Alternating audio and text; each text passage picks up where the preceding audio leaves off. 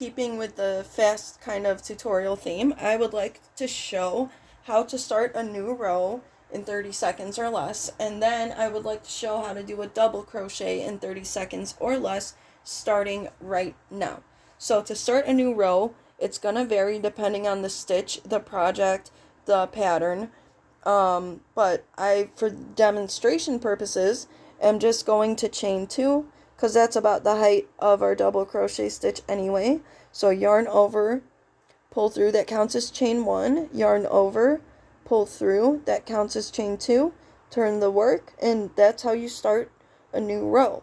Now, the double crochet stitch, instead of, diving right in and going under your stitch, you're going to want to yarn over before you do anything like that.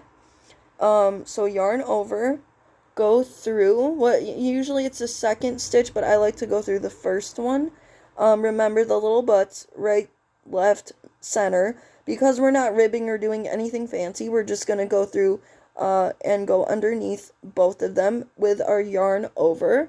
So if it'll let me, sometimes the yarn can be fight back, but if you understand the yarn, you will master it. And then we're going to have our yarn over, go under the stitch, and 2 loops. Now we're going to yarn over and pull it through the stitch to give us 3 loops.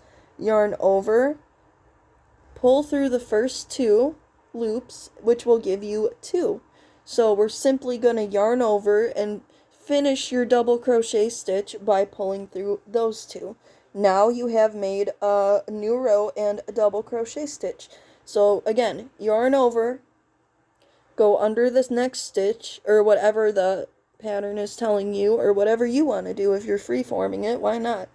Go under, yarn over, pull through, 3 loops on the hook, yarn over, pull through 2 loops, yarn over, pull through 2 loops, and you finish. That's double crochet stitches.